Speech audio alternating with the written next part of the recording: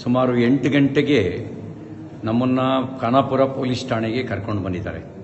ನನ್ನ ಮೇಲೆ ಯಾವ ಮೊಕದ್ದಮೆ ದಾಖಲಾಗಿದೆ ಅಂತ ನನಗೆ ಹೇಳಿಲ್ಲ. ನಾನು ಕೊಟ್ಟ ದೂರನ್ನು ಗಂಟೆಗಟ್ಟಲೆಯಿಂದ ಸ್ವೀಕಾರ ಮಾಡ್ದಲೇನೆ ನಾನು 0 FIR ಹಾಕಿ ಅಂತ ಹೇಳ್ತಾ ಇದ್ದೀನಿ. ನಾನು ಕೊಟ್ಟ ದೂರನ್ನೂ ದಾಖಲಿಸ್ತಾ ಇಲ್ಲ. ಈಗ ಇಲ್ಲಿಂದ ಇನ್ನೆಲ್ಲಿಗೋ ಕರ್ಕೊಂಡು ಹೋಗುವಂಥ ಸಂಚು ನಡೆಸ್ತಾ ಇದ್ದಾರೆ. ಎಲ್ಲಿ ಕರ್ಕೊಂಡು ಹೋಗ್ತಾ ಇದ್ದಾರೆ ಅಂತ ಗೊತ್ತಿಲ್ಲ. ನನ್ನ ಜೀವಕ್ಕೆ ಅಪಾಯ ಇದೆ. ನನ್ನ ಜೀವಕ್ಕೆ ಏನಾದರೂ ಅಪಾಯ ಆದರೆ ಅದಕ್ಕೆ ಕಾರಣ ಇಲ್ಲಿರುವ ಕಾಂಗ್ರೆಸ್ ಸರ್ಕಾರ. ಅವ್ರ ಜವಾಬ್ದಾರಿ ಹೊತ್ಕೋಬೇಕಾಗತ್ತೆ. ನನ್ನ ವಿರುದ್ಧ ಸುಳ್ಳು ಸುದ್ದಿ ಹಬ್ಬಿಸಿ ಸುಳ್ಳು ಕಂಪ್ಲೇಂಟ್ ಕೊಟ್ಟು ನನ್ನನ್ನು ಕೊಲೆ ಮಾಡ್ತಕ್ಕಂಥ ಸಂಚು ನಡೆಸಿದ್ದಾರೆ. ಇದಕ್ಕೆ ಸಂಬಂಧಪಟ್ಟಂತೆ ನಾನು ಸಭಾಪತಿಗಳಿಗೂ ಈಗಾಗಲೇ ದೂರು ಕೊಟ್ಟಿದ್ದೀನಿ. ಹತ್ತತ್ರ 3:30 ಗಂಟೆ ಆಯಿತು.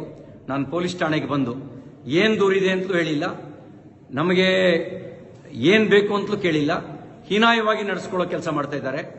ಮತ್ತು ಇಲ್ಲಿಂದ ಎಲ್ಲಿಗೆ ಕರ್ಕೊಂಡು ಹೋಗ್ತಾರೆ ಅನ್ನೋದು ಕೂಡ ನನಗೆ ಸ್ಪಷ್ಟತೆ ಇಲ್ಲ.